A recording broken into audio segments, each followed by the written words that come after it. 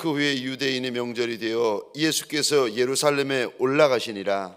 예루살렘에 있는 양문 곁에 히브리 말로 베데스다라는 못이 있는데 거기 행각 5이 있고 그 안에 많은 병자, 맹인, 다리 저는 사람, 혈기 마른 사람들이 누워 물의 움직임을 기다리니 이는 천사가 가끔 못에 내려와 물을 움직이게 하는데 움직인 후에 먼저 들어가는 자는 어떤 병에 걸렸든지 낫게 되밀어라. 거기 38해 된 병자가 있더라. 예수께서 그 누운 것을 보시고 병이 벌써 오래된 줄 아시고 이르시되 내가 낫고자 하느냐. 병자가 대답하되 주여, 물이 움직일 때에 나를 못에 넣어주는 사람이 없어 내가 가는 동안에 다른 사람이 먼저 내려가나이다. 예수께서 이르시되 일어나 내 자리를 들고 걸어가라 하시니 함께 읽겠습니다. 그 사람이 곧 나와서 자리를 들고 걸어가니라. 이날은 안식일이니. 아멘. 요한복음 5장의 베데스다 연못가 이야기도 여러분들이 아마 많이 익숙한 내용일 겁니다. 베데스다 연못가에 많은 사람이 모였는데 여기 모인 사람들을 가만히 들여다보니까 영락없는 우리의 모습이고 영락없는 현대인들의 모습인 것을 보게 됩니다. 예수님께서 이 베데스다 연못가에 오셨다라고 하는 그 부분이 눈여겨집니다. 지금도 하나님께서는 이 베데스다 연못가와 같은 우리에게, 그리고 이 시대에 또 이 사람들 가운데, 우리 가운데 영으로 찾아오시는 줄로 믿습니다. 자, 어떤 장면이 있고 그것이 지금 우리랑 무슨 상관이 있는지를 한번 생각해 보기를 원합니다. 베데스다 연못가가 어떤 곳인지를 보면 5장 1절 말씀에 그 후에 유대인의 명절이 되어 예수께서 예루살렘으로 올라가시니라. 예루살렘에 있는 양문 곁에 히브리 말로 베데스다라 하는 못이 있는데 거기에 행각 5이 있고 라고 시작이 되고 있습니다. 베데스다라고 하는 그곳 연못은, 여러분 성지 순례 가면 지금도 그 자리 터가 있습니다만은 그 말의 뜻이 뭐냐면 자비의 집이란 뜻입니다. 긍휼의 집, 이런 집입니다. 그러니까 말만 들어보면은 연못이 있고 자비의 집, 긍휼의 집이라는 타이틀을 가지고 있으니까 굉장히 좋게 보입니다. 거기에 이제 행각이, 지붕이 달려있는 정자죠. 행각이 5이 있어서 그림을 그린다면 참 멋있는 자연스러운 풍경입니다. 그런데 그 이름과 그리고 그 분위기와 걸맞지 않게 거기는 참 힘든 현장인 것을 보게 됩니다. 왜냐하면 그 안에는 많은 환자들이 모여 있었기 때문입니다. 3절 말씀에 보면은 그 안에 많은 병자, 맹인, 다리 저는 사람, 혈기 마른 사람, 이런 사람들이 누워서 물의 움직임을 기다리고 있다고 하고요. 거기에는 또 38년 된 병자도 있었다라고 말합니다. 5절 말씀에 38해 된 병자가 있더라. 예수께서 그 누운 것을 보시고 병이 벌써 오래됐다는 것을 아시고 이르시되 내가 낫고자 하느냐 하는 이야기도 합니다.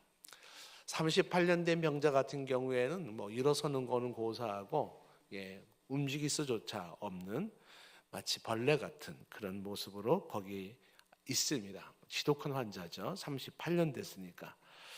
안식일인데 주님이 다른 데 가지 아니하시고 이 베데스다 연못가로 찾아오셨습니다.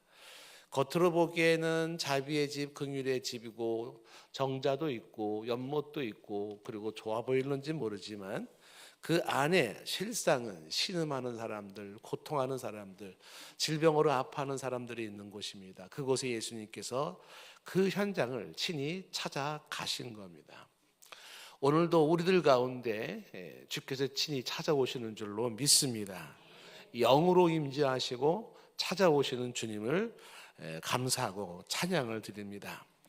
이 베데스다 연못가의 사람들을 한번 현대인들과 비교해 볼까요? 어떤 공통점이 있는지. 첫 번째 공통점은 한 가지 이상 질병을 갖고 있다는 겁니다. 베데스다 연못가의 사람들이 다 환자이듯이 오늘날 현대인들의 삶도 가만히 들여다보면 다 환자입니다. 환자가 아닌 사람이 없어요. 작은 거라도 자기 몸에 그 어떤 이상, 그 질병을 가지고 살고 있는 것이 현대인들의 모습입니다. 오늘 3절 말씀에 그 안에 많은 병자, 맹인, 다리 저는 사람, 혈기 마른 사람, 이런 사람들이 있다고 했습니다. 여러분들이 아파 보신 분들은 알지만은 그 질병이 참 사람을 힘들게 하고 고통스럽게 합니다. 그것이 육체적인 질병이든 정신적인 질병이든 그것 때문에 신음하는 사람들이 주변에 많습니다. 이 자리에 계신 분들 중에서도 지금 앉아 있는 게 힘든 분이 계실 수도 있어요. 저희 교회도 보면은 참 10분, 20분은 앉아 있기 힘들 만큼 허리가 아프신 분들도 있는데, 그런데 뭐 40분, 50분, 1시간 이상씩 앉아서 예배드리는 것을 봅니다.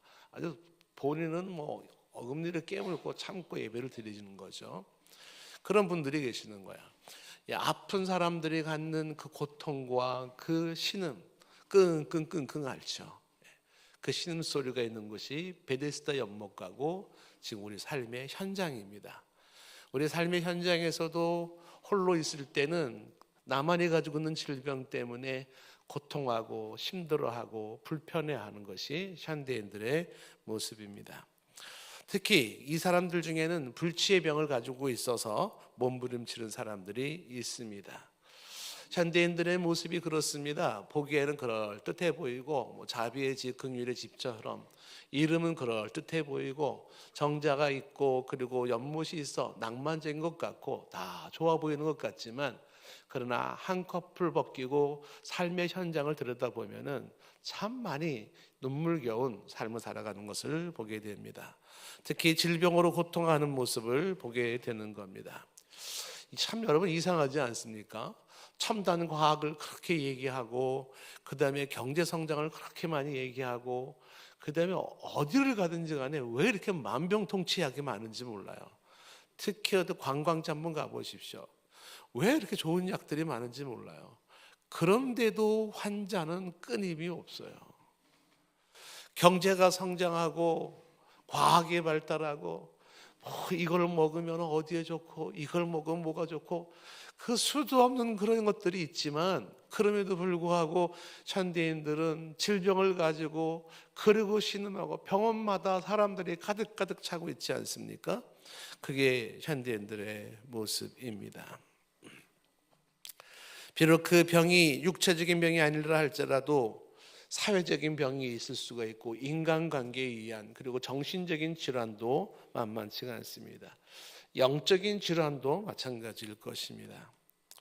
한마디로 말하면 베데스다 연못가 사람들이나 현대인들이나 모두가 다 치료가 필요한 사람들이에요. 인정하십니까? 네, 치료가 필요해요. 치료가. 어쩌면 우리 집에 있는 자녀들 중에서도 치료가 필요할지 모릅니다. 집에만 처박혀 있고 게임만 중독되어 있고 정신 못 차리고 세상에 흔들리고 있는 자녀들도 생각하면 부모님이 답답하시고 가슴이 아플 겁니다. 그런 자녀들만의 문제들도 아닐 것이고요. 모든 사람들은 다 똑같이 환자예요. 치료를 받아야 하는 환자입니다. 회복이 필요합니다. 이러한 베데스다 연못가에 이러한 현대인들의 삶의 현장 속에 예수 그리스도가 찾아오신 것을 크게 기뻐합니다. 그리고 그 예수 그리스도를 환영합니다. 희망이 보이는 거죠. 찾아오신 예수 그리스도, 베데스다 연못가에 찾아오신 예수 그리스도, 지금도 영으로 우리 가운데 찾아오시는 예수 그리스도입니다. 베데스다 연못가의 사람들과 현대인들의 두 번째 공통점은 뭘까? 두 번째 공통점은 기다림에 지친 사람들입니다. 기다림에 지친 사람들, 3절 말씀에 이 많은 환자들 얘기를 하는데 그들이 물의 움직임을 기다리니 라는 이야기로 쓰여져 있습니다. 물의 움직임을 기다립니다. 이유는 4절에 보면 이는 천사가 가끔 못에 내려와 물을 움직이게 하는데 움직인 후에 먼저 들어가는 자는 어떤 병에 걸렸든지 낫게 됨이라. 사람들이 베데스다 연못가에 환자들이 막 몰려있는 이유는 참 신비한 물인 거야. 그 물이 딱 움직이는 순간이 있는데 그때 먼저 들어가는 사람이 치료를 받았다는 겁니다. 그러니까 사람들은 그 연못가에서 끙끙 앓으면서 신음하면서 오늘도 물이 움직여지기를 기다리고 있는 겁니다. 근데 먼저 들어가는 사람만이 고침받으니까 수많은 환자 중에 고침받은 사람은 한 명인 거예요. 그럼 얼마나 참 많은 사람들이 그 찬스를 기다리고 있겠습니까? 물의 움직임을 기다리고 있었던, 나의 이 문제를 치료받기를 원하고 해결받기를 원하고 내 병을 치료받기를 원했던, 그래서 오늘도 내일도 손꼽아면서 기다리는 거죠. 오늘이 지나면 나아질까, 내일이 지나면 나아질까, 이렇게 생각하는 사람들의 모습들, 그게 현대인들 모습과 흡사 동일합니다. 사람들은 희망을 가지고 그러면서 한 가닥 희망을 가지고 그리고 또한 그렇게 살아갑니다. 하나님 앞에서, 주 예수 그리스도 앞에서 그 문제를 해결받기 전까지는 해결될 수 없는 무지개 같은 꿈을 꾸면서 그리고 하루하루를 살아갑니다. 그리고 또 그 꿈이 이루어지지 않을 때 실망하고 또 실망하고 절망합니다. 기다림에 지친 사람들, 초조한 기다림을 가지고 있는 사람들, 불확실한 기다림을 가지고 있는 사람들, 현대인들의 모습입니다. 기약 없는 기다림 속에서 그저 눈을 돌리고 저리 돌리며 살아가고 있는 모습이 현대인들의 모습입니다. 얼마나 기다림에 많은 세월이 흘렀는지, 세월은 어느새 흘러 나이는 먹고 몸은 쇠해지는 모습을 갖게 됩니다. 2, 3만 넘으면 이렇게 기다리면서 살아가는 것이 현대인들의 모습이에요. 이제 주변에도 그런 분들이 여러 분 계십니다.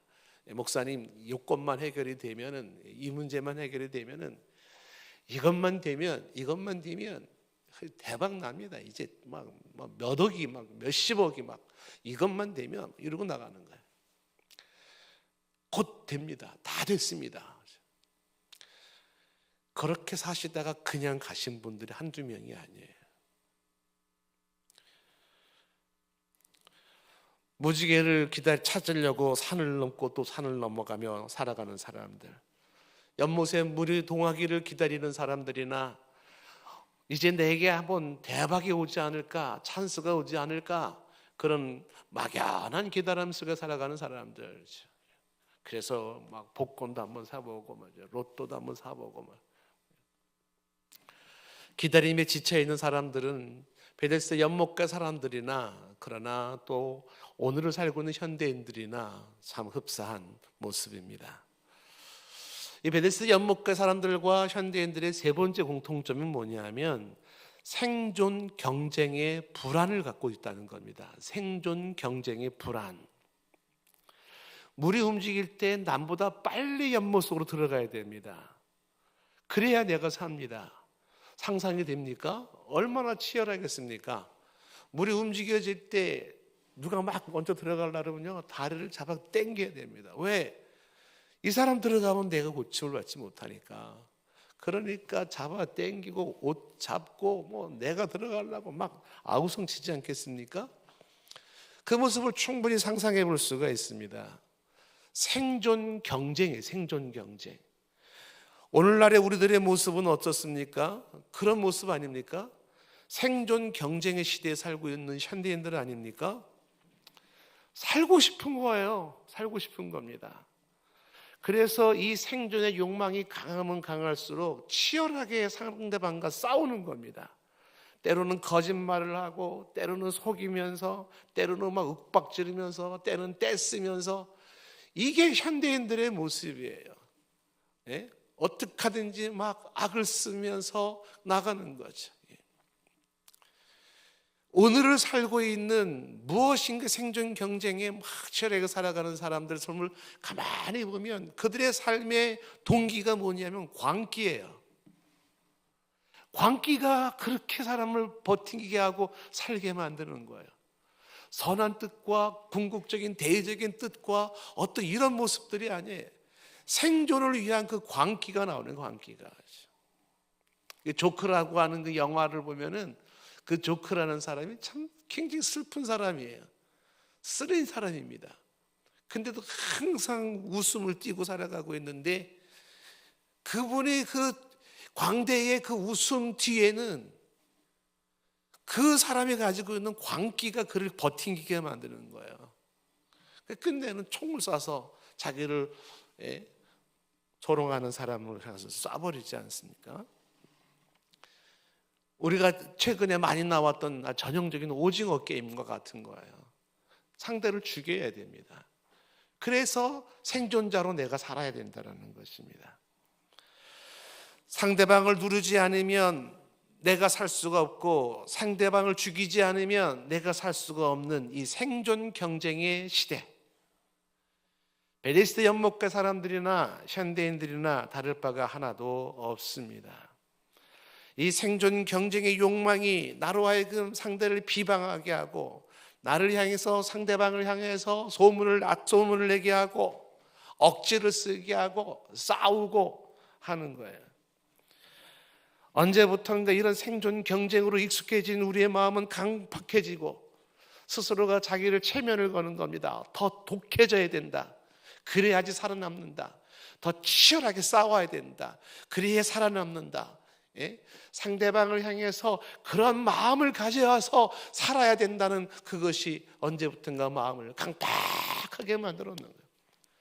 일말의 친절을 베풀 수 있을지 모르지만은, 일말의 웃음을 띠고 인사를 할지 모르지만은, 내 마음속 깊은 곳에서는, 예? 그 속에서는 살아남기 위해서 치열하게 싸우고 있는 그런 모습을 보게 됩니다. 베데스다 연못가의 사람들이나 그렇게 생존 경쟁을 살아가고 있는 현대인들이나 같습니다. 이런 현실 속에 주 예수 그리스도가 여기에 찾아오셨으니 그 주님을 환영합니다. 그 주님이 기쁩니다. 베데스다 연못가의 사람들하고 현대인들의 또 하나의 공통점이 있다 그러면, 그것은 외로운 사람들이에요. 외로워요. 결정적인 순간에 누구 하나 나를 도와줄 사람이 없는 외로운 사람들. 대표적으로 38년 된 병자의 이야기입니다. 그가 이렇게 이야기를 합니다. 7절 말씀에 병자가 대답하여 주여 물이 움직일 때에 나를 못에 넣어주는 사람이 없어. 사람이 없어 라는 이야기를 합니다. 당신이 누군지 모르지만 저에게는 사람이 없습니다 라고 얘기를 하는 거죠. 진정한 이웃이 없고, 진정한 친구가 없고, 진정으로 나를 사랑해주는 사람이 없습니다. 결정적인 순간에 나를 도와주는 사람이 없습니다. 외로워요. 여러분들 지금 교우들도 많이 있죠? 주변에 친척들도 많이 있죠? 결정적인 순간에 혼자 남습니다. 인간은 외로운 존재예요. 고독합니다. 고독해요. 평상시는 모르겠는데 정말 도움이 필요할 때, 정말 사람이 그리울 때 내 주변을 돌아보면 사람이 없습니다. 풍요 속의 빈곤이고 군중 속의 고독입니다. 사람들은 많은 것 같지만 나의 사람은 없습니다. 나와 같이 아파해 줄 사람 없어요. 내 마음 제대로 이해해 줄 사람 없습니다. 부부도 이해를 못해요. 내 마음, 나를 진짜 이해해 줄 사람 없습니다. 나와 같이 울어줄 사람 없어요. 그게 현대인들의 모습입니다. 베데스다 연못가의 이 38년 된 환자가 사람이 없습니다. 우리의 모습이에요. 그래요, 주님, 사람이 없습니다. 알고 보니까 제가 너무 외로운 사람입니다. 외로워요. 혼자 신음해야 됩니다. 찬바람이 불고 있는 광야에 나 홀로 버려진 것 같습니다. 그래서 어제 저녁에 보았던 것처럼 엘리야 증후군 같이 엘리야가 죽고 싶었던 게 뭐예요? 다 없고 나만 홀로 남았습니다. 그랬던 거 아닙니까? 나 혼자예요. 나 혼자 이 밀려오는 이 어마어마한 공격들을 막아내야 되는 거예요. 나를 옥조이고 내 인생을 누르고 있는 이 수많은 문제들을 내가 혼자 해결해야 되는 거예요. 예전에 한 분 사모님이, 목사님들, 선교사님들이 모여있는 집회에서 한 사모님이 한 명씩 나와서 얘기하는데, 젊은 사모님이에요. 어렵게 살아서 결혼을 했는데 애가 연령생으로 애가 태어난 거예요. 그런데 남편이 경제적인 문제라든지 가정에 대한 거라든지 생각이 없는 거예요. 뭐 돈을 어떻게 좀 벌어야 되겠다, 가정을 어떻게 꾸려야 되겠다 생각이 없는 거예요. 그래서 젊은 사모가 어떻게든지 가정을 꾸려가려고 뭐 이런 일도 하고 저런 일도 하고 그러면서 그 연년생 애들이 엉키고 성키고 그 세월이 조금 지나는데 완전히 탈진 상태가 된 거예요, 사모님이. 그런데 그 탈진된 그 사모님에게 그래도 남편이라도 힘이 되어주고 그 가정적인 어려움들을 나눌 수 있을 거라고 생각했는데 그게 아니라 그 사모님 편이 이렇게 얘기하는 거예요. 애를 얻고 또 그 위에 애를 얻고 삶의 무게감을 얻고 그리고 다리가 부들부들 떨리고 있는데 그 등 뒤에 남편도 업히더라는 거예요. 말을 잊지 못하고 우시더라고요. 그게 모습이에요. 우리들의 모습이에요. 다 내 등 뒤에 업히는 사람들이에요. 나를 도와줄 사람 없어요. 나와 함께 이 문제를 풀어주고 나눌 사람이 없어요. 그래서 외로운 것이 이 베데스다 연못가의 사람들이고 현대인들의 모습입니다. 인간은 고독합니다. 해밍웨이의 작품 가운데 누구를 위해 종을 울리나라는 그런 책이 있습니다. 여러분 아주 잘 아시는 내용이죠. 유명한 책입니다. 스페인 내란을 배경으로 그 전쟁 속에 피어난 휴머니즘을 다룬 내용입니다. 감동적이죠. 근데 거기에 파블로라고 하는 사람이 나오는데 매우 겁이 많아요. 그리고 아주 기회주의자입니다. 그래서 자기가 살기 위해서 아주 머리를 굴리는 이 파블로라는 사람이 나오는데 아군의 군대가 적의 교량을 폭파하기 전에 이 파블로가 다이너마이트를 가지고 있어서 그것을 결정적으로 이제 그 다리를 폭파해서 적군의 다리를 폭파해야 되는 상황인데 이 다이너마이트를 가지고 이 파블로가 도망을 가버리는 거예요. 결정적인 순간에 결정적인 무기를 가지고 도망가 버린 겁니다. 이 파블로라는 사람의 아내인 필라는 반대로 용감했는데 정의감이 있었는데 그 아내는 그런 남편이 얼마나 실망스러웠겠습니까? 아녀자인 자기는 그래도 이 정의를 위해서 자기 삶을 들이면서 정말 싸우는데 남편이 그냥 겁먹고 결정적인 순간에 도망을 가버렸으니 완전히 인간에 대한 실망감이 가득 차 있는 거예요. 근데 그 책 내용에서 도망갔던 이 파블로가 결국은 예상을 뒤엎고 다시 돌아오는 겁니다. 이 파블로가 돌아온 이유가 뭔가? 그 이유가 흥미로워요. 이 파블로가 돌아온 이유는 양심이 가책이 되어져서 돌아온 것도 아니었고 잃어버렸던 애국심이 다시 발동을 해서 그래서 돌아온 것도 아니고 아내의 환심을 사기 위해서 그래서 돌아온 것도 아닙니다. 왜 돌아왔냐? 묻는 이 질문에 파블로가 대답합니다. 대답이 간단해요. 나는 고독했다. 나는 고독했다는 거죠. 그래서 돌아왔다는 겁니다. 지금까지 공동체에서 탈출해서 그리고 느꼈던 것은 하나의 결론입니다. 나는 혼자구나. 고독하다는 겁니다. 그 고독이 너무 무서워서 견딜 수 없어서 돌아왔다는 겁니다.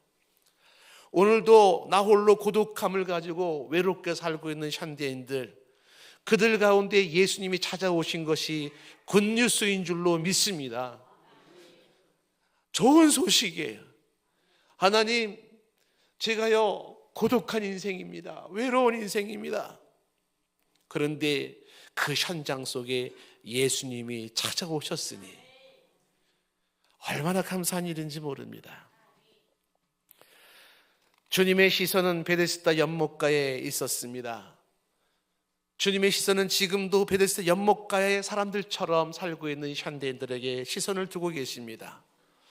즐거운 명절인데도 울어야 하는 사람들, 그들에게 주님은 시선이 가 계시고 자비의 집에서 자비를 얻지 못하는 사람들, 그들을 향하여 주님이 시선이 가 계시고 그들이 계신 그곳에 주님이 찾아가십니다. 화려한 곳에서 초라하게 살고 있는 사람들이 있는 곳에 주님의 시선이 있고 거기로 주님은 발걸음을 옮겨 그쪽으로 가십니다. 허다한 군중 속에서 고독하게 살고 있는 그들에게 주님은 시선을 두시고 그들이 있는 곳으로 찾아가십니다. 풍요 속에서 빈곤하게 살아가는 있는 자들에게 주님은 시선을 두시고 그들이 있는 곳으로 찾아가십니다. 오늘도 홀로 울고 있는 자들이 그들에게 주님은 시선을 두시고 그들이 있는 곳으로 주님은 찾아가십니다. 왜냐하면 불쌍해서, 베데스다 연못가 사람들이 불쌍해서, 현대인들이 불쌍해서 주님이 우리 가운데 찾아오십니다. 희망을 주시려고, 치료해 주시려고, 새 삶을 주시려고, 인생의 수고하고 무거운 짐을 내려주시려고 주님이 찾아오십니다. 이 자리가 그 자리인 줄로 믿습니다. 주 예수께서 베데스다 연못가에 오신 것처럼 이 새벽에 이 자리에 찾아오신 주님, 여러분 어떻게 반응하시겠습니까? 주님 환영합니다. 어서 오십시오. 주님을 향하여 팔을 벌리고 마음의 문을 여실 수 있기를 바랍니다. 38년 된 환자처럼 바로 이 시간 내게도 이런 치료의 역사가 있기를 원합니다. 예수님께서 베데스다 연못가에 왔을 때 38년 된 사람을 그와 함께 대화를 나눕니다. 38년 된 사람을 바라보시면서 오늘 말씀 6절에 보니까 예수께서 그 누운 것을 보시고 병이 벌써 오래된 줄을 아시고 라고 이야기를 합니다. 역시 예수님께서는 그 환자를 아셨습니다. 병이 오래됐구나. 병 때문에 네가 아주 고생이 많구나. 주님께서 그거를 알고 계신 것입니다. 환자가 주님을 찾은 것이 아니라 주님이 환자를 찾으셨고, 환자가 주님을 본 게 아니라 주님이 환자를 보셨어요.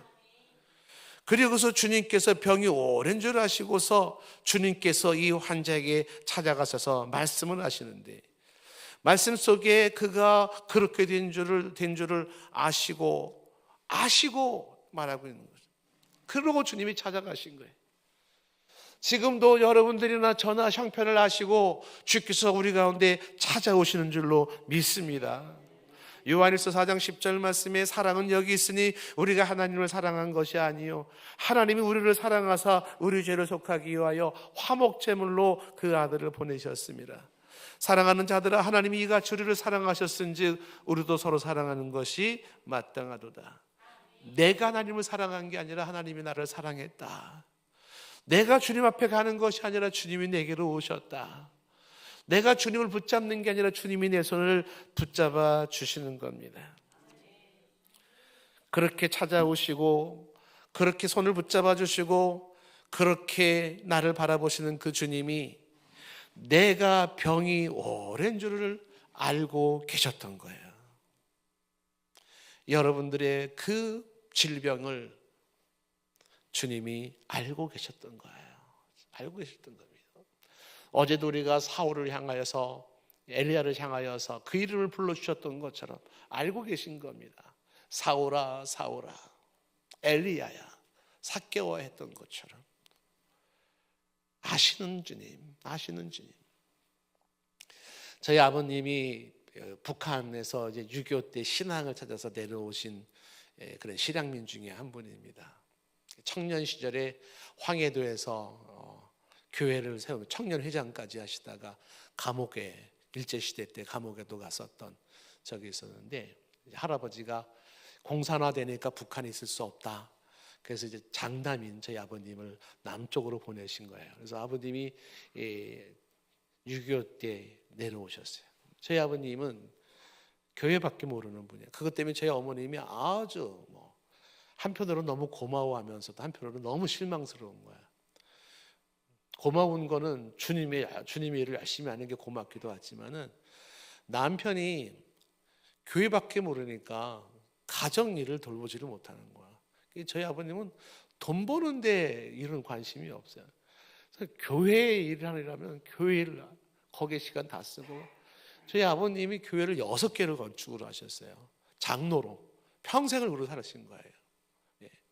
저희 어머님이 지금도 이제 90이 훨 넘은 저희 어머님이 이제 아버님 얘기를 가끔 하는 거예요. 이제 지금 저희 어머님이 저희 이제 누님이 이제 사모인데 충청도 장항에서 이제 아주 뭐 복지 시설이 잘 돼 있습니다.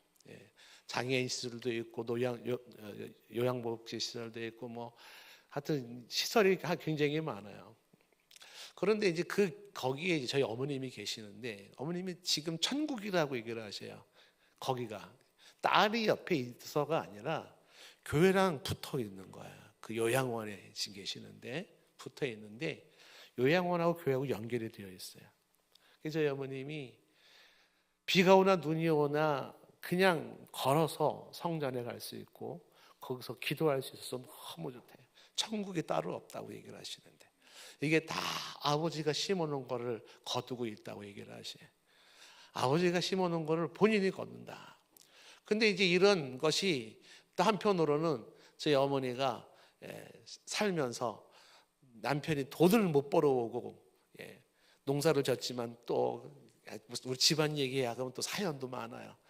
그냥 교회밖에 모르다 보니까는 초신자 한 명 그냥 붙잡아서 교회 정착시키려고 그랬다. 그 초신자가 보증서 달라 그래가지고 그냥 보증서 줘가지고 놓은 상가 다 보증서였다가 그리고 도망갔어요 그 사람이. 그래서 사기당해가지고 집 쫄딱 망해 아주 쫄딱 망한 적이 있었어요. 그래서 가끔 저희 어머니는 가끔 얘기해요. 그분이 도망간 그 사람이 마음표 엄마라서 마음표 혹시 주변에 마음표 엄마 있으면 얘기 좀 해주세요. 마음표 엄마. 그러니까 이 어려운 그 교회에 충실하다 보니까는 너무 한 사람 한 사람 붙잡다가 아주 당한 일이 많아요. 그래서 저희 어머님이 뭐 그 생활이 너무 어려워가지고 남편이 돈 벌 생각은 안 하고 교회 짓는 것만 생각하고 이러니까는 시장에서 뭐 호떡도 파셨고 풀빵도 파셨고 막 그랬다는 거예요. 저가 어렸을 때 그냥 등에다가 업고 저희 그 누님은 옆에다 앉혀놓고 이제 시장에서 막 이런 걸 파셨대요. 막 가끔 저희 어머님이 과장법을 좀 쓰시는 것 같은 생각이 드는 게 뭐냐면은 등에 옆에는 제가 엥 하고 울면은 그러면 저를 꺼내가지고 뒤로 씩 넘겨줬대. 그러면 그걸 쪽쪽 빨아먹고 또 잤대는 거예요. 그래서 아니 뭐 어떻게 저지 뒤로 넘어가냐 이게 그건 좀 과장한다 이거는 이제 그랬어요. 근데 저희 아버님이 이제 교회를 참 많이 섬겼는데 노년에 이제 병을 좀 아시고 그리고 이제 좀 이렇게 병치레를 하시다가 돌아가셨습니다. 저희 아버님이 이제 평생 교회밖에 모르고 일하고 계시던 그 아버님이 일어나지 못하고 병상에서 딱 누워 계시면서 소대변을 볼 수 없을 만큼 이제 그런 상황이 벌어졌을 때 제가 그때가 이제 한국에서 대학원 다닐 때였습니다. 부모나 자식이 아주 비슷한 것 같아요. 사랑하는 가족이 병이 들어서 아파할 때 그를 위해서 해줄 게 아무것도 없다고 생각되는 그 순간만큼 사람이 비참해지는 순간이 없는 것 같아요. 내 아들이나 딸이 아픈데 내가 해줄 게 없어요. 혹은 내 사랑하는 부모님이 아픈데 내가 해줄 게 전혀 없다. 그때만큼 참 가족의 그 아픔 속에 내가 해줄 게 하나도 없다는 것만큼 처절한 게 없는 것 같아요. 이어령 씨도 그 딸 때문에 보면 아주 처절하죠. 다른 것 때문이 아니에요. 저희 아버님이 그렇게 누워 있는데 신학을 공부한다고 저는 어릴 때부터 이제 뭐 목사가 되겠다고 해서 큰 사람이긴 했지만은 그 신학 공부하는데 신학생들 뭐 한결같이 뭐 교회에서 사례비 나오는 게 얼마 됩니까? 얼마 되지 않잖아요. 그런 거 가지고 아버님을 위해서 해줄 거는 아무것도 없습니다. 어느 날 제가 이제 찬송을 하나하나 외우겠다고 마음 먹고 이제 그리고 찬송가를 부르면서 서울역 뒤편을 지나가고 있다가 예전 찬송가 410장을 외우고 있었습니다. 하나님의 은혜로 있을 쓸데없는 자 왜 구속하여 주는지 난 알 수 없도다. 내가 믿고 또 의지함은 내 모든 형편 아시는 주. 이 대목에서 예전 성경에는 내가 믿고 또 의지함은 내 모든 형편 잘 아는 주님, 내가 믿고 또 의지함은 내 모든 형편 잘 아는 주님 늘 돌봐주실 것을 나는 확실히 아네. 아버님 생각하면서 이 찬양을 부르는데, 병상에 누워있는 그 아버님 생각하면서 이 찬양을 부르는데 눈물이 어떻게 많이 쏟아지는지, 내 모든 형편 아시는 주님, 하나님이 아시는군요. 얼마나 눈물이 쏟아지는지 창피해가지고요, 전봇대 뒤에서 손수건으로 얼굴을 가지고 펑펑 울었어요. 아버지가 아픈데 해줄 건 아무것도 없는 아들내미, 그런데 하나님이 내가 알고 있다, 내 모든 형편 잘 아는 주님 늘 돌봐주실 것을 나는 확실히 아네. 그 노래 다 부르지 못하고요, 그리고 펑펑펑펑 울었던 기억이 납니다. 38년 된 병자가 병이 오랜 줄 아시고 누워있는 걸 아시고 지금도 멀쩡해 보일지 모르지만 여러분들 속에서 울고 있고 가슴에 아픔을 가지고 있고 사연을 가지고 이 자리에 앉아있는 분들이 계실 수 있어요. 말 못한 사연을 가지고서 그러고 앉아있는 여러분들을 향하여 주께서 아시고 도와주려고, 은혜 주려고 찾아오시는 줄로 믿습니다. 아무도 모르는 것 같았지만 주님은 아시고 주님은 기억하시고 치료해 주기를 원하십니다. 그런데 이 38년 된 환자를 그냥 바로 치료해 주는 게 아니에요. 6절 말씀에 보니까 이렇게 되어 있습니다. 그 누운 것을 보시고 병이 벌써 오래된 줄 아시고, 그리고 질문을 하시는 거예요. 내가 낫고자 하느냐. 저는 이 질문의 의미가 대단하다는 생각이 드는 거예요. 예수님께서 환자를 향해서 질문합니다. 내가 낫고자 하느냐. 대답이 당연할 것 같지 않습니까? 그래서 베데스다 연못가에 왔잖아요. 38년 된 동안에 38년 소원이 뭐예요? 이 병이 고침받는 거 아니겠습니까? 그런데 주님이 물어요. 너 낫고자 하느냐? 질문은 다시 한번 확인하는 질문이에요. 너 정말 낫기를 원하냐? 저는 이 질문이 꼭 필요한 질문이라고 생각해요. 많은 사람들이 예수님이 우리를 치료하세요, 예수님이 우리 문제를 해결하세요, 기도하면 응답이 돼요 라고 말을 하지만 정말 낫기를 원하는 간절함이 있나요?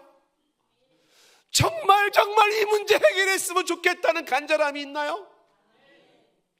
저는 이게 중요하다고 생각하는 거예요. 주님께서 내가 낫기를 원하느냐 이 질문 앞에서 눈물 콧물을 펑펑 쏟으면서 하나님, 주님, 나 정말 낫기를 원해요. 이게 필요해요. 아니, 고쳐주시면 고쳐주시고요, 뭐 고쳐주시면 좋죠, 뭐 아니면 말고요. 이게 아니에요. 주님께서 묻는 질문은 너에게 정말 낫기를 원하는 간절함이 있는가? 왜 이 질문을 던지냐면, 예를 들어서 간절함이 없는데 병이 치료됐다고 가정을 해보세요. 10중 8구 이 사람 주님 떠납니다. 내가 진짜 그렇게 많이 환자였었나? 지독한 환자였었나? 내가 고침받은 게 정말 예수님이 고친 게 맞을까? 별 생각 다 들어요. 주님 앞에 무릎 꿇고 당신이 나를 고쳐줬다며 고마워하지 않습니다. 그런데 그 질문 앞에 네, 정말 저는 낫기를 원해요, 저는 환자입니다, 저는 방법이 없습니다, 확인한 사람이 고침받았을 때는 100% 주님의 은혜인 줄을 알고 주님 앞에 무릎을 꿇고 주님께 감사를 드리죠. 얼마나 많은 사람들이 그냥 기도할 때는 아쉬운 척하다가 이렇게 저렇게 문제가 해결되면은요, 언제 그랬냐는 듯이 그냥 또 주님 저 멀리 두고 살아가는 사람들이 한두 명이 아닙니다. 예수님의 질문이 의미가 있습니다. 내가 낫기를 원하느냐? 필요를 인식시키시는 질문이기도 합니다. 필요를 인식시키는 거예요. 사람은 필요를 못 느끼면 귀한 줄을 모릅니다. 귀한 줄을 몰라요. 간절히 필요로 하는 것만이 내게 소중한 것이 되어져요. 간절히 필요로 하는 것이, 그때 그것이 소중한 줄 아는 거죠. 여러분 기억하십시오. 베데스다 연못가에 수많은 환자가 있지만 그곳에서 치료받은 사람은 한 명이었어요. 다 치료받지 않았습니다. 지금도 우리 가운데 주님께서 찾아오셔서 여러분 마음속에 이 시간에 이렇게 질문을 던집니다. 너 낫기를 원하느냐? 어쩌면 아멘을 제일 크게 한 사람은 그 사람만 치료받을지 몰라요. 보니까 너다, 너 다른 사람이 아니구나, 너 내가 고쳐야 되겠다. 치료받은 주인공 되기를 바랍니다. 내가 낫기를 원하느냐? 이 질문 앞에 분명히 대답을 하십시오. 네 주님, 내가 낫기를 원하나이다. 네 주님, 저 낫기를 원해요. 저 고침받기를 원해요. 네 주님, 저 치료받고 싶어요. 저 고침받고 싶어요. 네 주님, 그 치료의 은혜가 내 사랑하는 아들에게 임하기를 원해요. 그 치료의 은혜가 내 사랑하는 딸에게 임하기를 원합니다. 회복하시는 그 은혜가 나에게, 내 사랑하는 아들과 딸에게, 내 사랑하는 그 사람에게 임하기를 원합니다. 주님이 묻습니다. 너 낫기를 원하느냐? 네 주님, 낫기를 원해요. 정말 낫기를 원해요. 주님밖에 없어요. 나 주님이 고쳐주지 않으면 어디서도 고침받을 수가 없어요. 오직 주님이 나의 마지막 희망이고 마지막 기대라는 마음을 가지고 주님 앞에서, 주님 당신이 나를 도와주지 아니하면 날 도와줄 사람이 없고요, 주님마저 나를 버리면 나는 이제 오갈 데가 없습니다. 마지막 희망을 가지고 주님 앞으로 서야 되는 거죠. 전부여 의지옵소서 손들고 옵니다. 주 나를 박대하시면 나 어디 가리까? 이 심정이에요. 천부여 의지할 데가 없어서 손들고 갑니다. 주님마저 나를 박대하신다면 내가 어디로 간단 말입니까? 주님밖에 없어요. 주님밖에 없어요. 당신이 나를 치료해 주지 않으면 저는 이 자리에 뜨지 않을 겁니다. 내가 환도뼈가 부러지는 한이 있더라도 나는 당신을 붙잡고야 말겠습니다. 그 간절함이 살아있기를 축복합니다. 그 간절함이 살아나기를 원합니다. 주께서 낫기를 원하느냐? 이 질문 앞에 눈물을 펑펑 쏟으면서 그럼요 주님, 주님으로부터 치료받기를 원합니다. 오늘 말씀 8절에 보니까 예수님께서 이 환자에게 이렇게 말을 합니다. 일어나 네 자리를 들고 걸어가라. 그랬더니 그 사람이 곧 나아서 자리를 들고 걸어갔다는 말을 하고 있습니다. 여러분 여기에 굉장히 이상한 모습을 보지 않습니까? 38년 동안 일어나지 못한 사람입니다. 근데 그 사람에게 예수님이 한마디 던지는 게 뭐냐면 일어나라, 내 자리를 들고 걸어가라. 일어나지 못한 사람에게 일어나라 말을 해요. 손이 마른 사람이 있었어요. 손이 펴지지가 않아요. 이 사람에게 예수님께서는 내 손을 내밀라. 아니, 제가 손을 못 펴고 있다니까요. 내 손을 내밀라. 날 때부터 소경된 사람에게 가서 실로암 못에 가서 씻어라. 제가 실로암이 어딘지도 모르고 가지도 못해요. 보지를 못해서. 근데 예수님께서는 실로암 못에 가서 씻어라. 죽어있는 나사로한테 나와라. 여러분, 예수님의 얘기가 너무 황당하지 않습니까? 못하겠는 사람한테 하라라고 얘기를 하는 거예요. 말도 안 되는 이야기를 하고 계시는 것 같고 바보 같은 소리를 하는 것 같아요. 그런데 주님께서 이렇게 말씀하시는 것은 왜일까요? 주 예수 그리스도의 말씀은 천지를 창조하신 하나님의 권세 있는 말씀이기 때문에 그래요. 그의 말씀이 떨어질 때 손이 펴지고, 그의 말씀이 떨어질 때 죽은 자가 살아나고, 그의 말씀이 떨어질 때 38년 된 문제가 해결이 되는 거예요. 여기서 여러분들은, 오늘날 현대인들은 그 말씀이 나의 38년 된 문제를 해결하는데 어떤 과학적인 증명이 있고 거기 어떤 역학적인 관계가 형성이 되고 그게 논리적으로 이해가 되느냐, 이렇게 따질 문제가 아닌 거예요. 학문적으로 논할 문제가 아니에요. 과학적으로 논할 문제가 아니에요. 내가 만약에 38년 된 병자라면 주님의 말씀이 어떤 역학관계로, 어떤 관계로, 어떤 과학적 설명으로 나의 병을 고칠 수 있을 것인지 그 설명이 중요하지 않아요. 그냥 고침받으면 되는 거예요. 주님의 말씀은 권세가 있어요.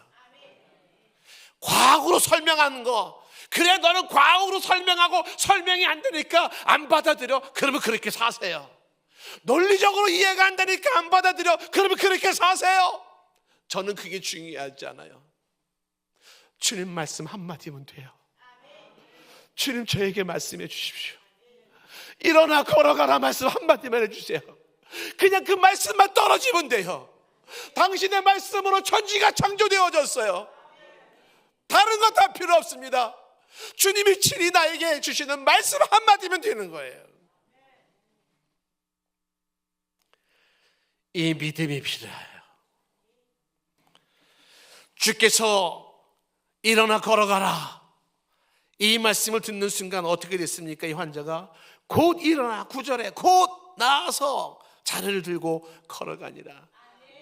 이 얼마나 큰 놀라운 일입니까? 38년 된 억압에서 해방된 것입니다. 주변에는 많은 사람들이 있습니다. 오늘도 현대인들은 그렇게 살아가고 있습니다. 그런데 38년 된 병자가 예수님을 만나고 38년 된 문제를 해결받습니다. 죄인 중에 죄인이요, 죄인 중에 괴수요, 환자 중에 환자요, 문제투성이 있는 나에게 지금도 의대를 주시려고 찾아오시고, 지금도 나에게 시선을 두시면서 지금도 나에게 말씀하십니다. 너 환자 맞니? 너 고침 받아야 될 사람 맞니? 너 치료받아야 될 사람 맞니? 너 정말 낫기를 원하느냐? 주의 이 음성이 들려지기를 원합니다. 내가 낫기를 원하느냐? 뭐라고 반응을 하시겠습니까? 네, 주님, 나 낫기를 원합니다. 정말 낫기를 원합니다. 이 은혜가 있기를 원합니다. 베데스다 연못가의 사람들 중에 한 사람이 치료받았듯이 그 치료받은 주인공 되기를 원합니다. 이 시간도 하나님 앞에 이렇게 여러분 한번 말해보고 싶지 않습니까? 주님, 말씀 한마디만 주십시오.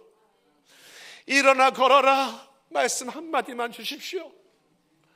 주님, 말씀 한마디만 내게 주시옵소서.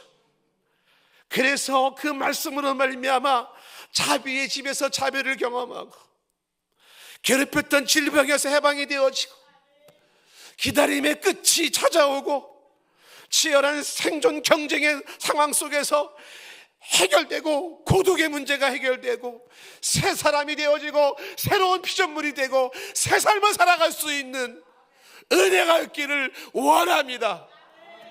우리가 믿는 기독교의 신앙이 이론이 아니고 관념이 아니라 내 살아가는 삶의 현장 속에서 역사하는 실제이기를 원합니다. 일어나 걸어가라.